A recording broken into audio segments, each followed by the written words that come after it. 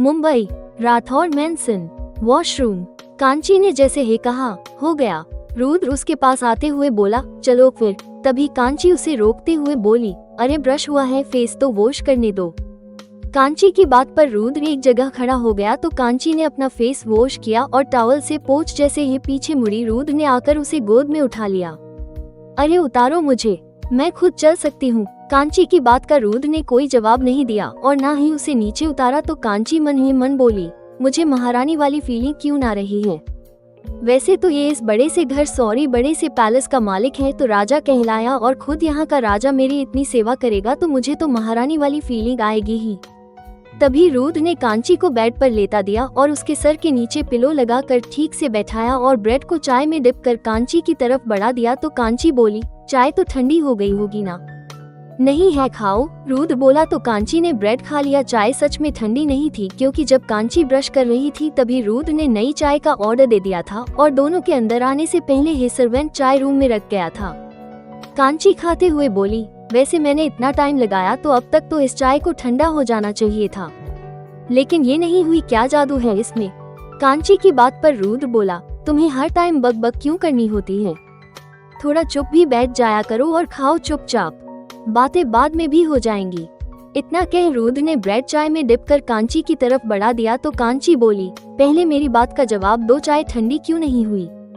बेवकूफ लड़की, क्योंकि मैंने दूसरी मंगाई है, अब खाओ। कह रुद्र ने ब्रेड कांची के सामने कर दिया और कांची ने जल्दी से खा लिया और बोली, ये तुम पहले भी बता सकते थे, खामोखा मुझे पूछने का कष्ट करना पड़ा। कांची की बात पर रुद्र ने ना में सर हिलाया और उसे ब्रेड खिलाने लगा और कांची मन ही मन बोली, ये ऐसे ही मेरी इतनी फिक्र करता रहा तो कहीं मुझे इससे प्यार ना हो जाए। मैं तो चाहता यही हूँ कि जल्द से जल्द तुम्हें मुझसे प्यार हो जाए ताकि जो मैं चाहता हूँ वो हो पाए। रुद्र मन ही मन बोला, नहीं मुझे और प्यार, वो भी इससे नेवर, मैं यहाँ सर भाग कर ही रहूंगी, तुम चाहे कुछ भी कर लो रुद्र सिंह राठौर। कांची मन ही मन बोली, मैं तुम्हें यहाँ से कभी नहीं भागने दूंगा कांची औरोरा, खास करके जब तक तुम्हें मुझसे प्यार नहीं हो जाता। रुद्र मन ही मन बोला। कांची ने चाय खत्म की और रुद्र ने मेरी साइड में रख दी। तभी कांची बोली, क्या तुम मुझे आज कहीं बाहर ले चलोगे, यहाँ रहते रहते मैं तंग आ गई हूँ, बाहर की थोड़ी फ्रेश हवा भी मिल जाएगी।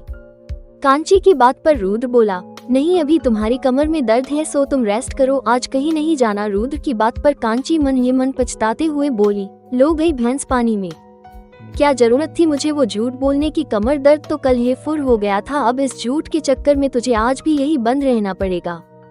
कांची का बुरा सा मुंह देख रुद्र बोला, मुंह मत बनाओ, अगर तुम्हारी कमर का दर्द ठीक हो गया तो कल चलेंगे, डोंट वरी, आज मेरी एक इम्पोर्टेंट मीटिंग भी है सो आज नहीं चल पाएंगे, तुम रेस्ट करो आज। रुद्र की बात पर कांची ने ना चाहते हुए भी हाँ कर दी थी, लेकिन उसे इस बात का सुकून था कि ये इंसान अब जा रहा था, अब वो सुकून से रह सकेगी।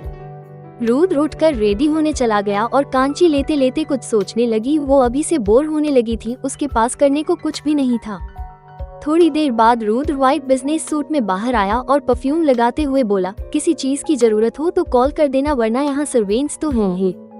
रुद्र की बात पर कांची ने हाँ में तो सर हिला दिया था और रुद्र कांची को एक नजर देख चला गया था। रुद्र के जाते ही कांची को अजीब सी फीलिंग आई, उसे ऐसा लगा जैसे उससे उसकी बहुत कीमती चीज बिछड़ गई हो और अब तो वो और भी ज्यादा बोर हो रही थी। राठौर इंडस्ट्रीज, रुद्र का केबिन। रुद्र केबिन में आया तो वहाँ अर्नव पहले से मौजूद था, उसे देख रुद्र बोला, तुम यहाँ क्या कर रहे हो। रुद्र की बात पर अर्नव बोला, वो मैं तेरा ही इंतजार कर रहा था, वो लंदन वाले क्लाइंट्स के साथ मीटिंग है, आज वो आते ही होंगे। ओके, सारी तैयारियां हो गई। रुद्र की बात और अर्नव बोला, यस बॉस, सही कुछ हो गया। तभी वहां मैनेजर ने आकर डोर नॉक किया तो रुद्र बोला, कम इन।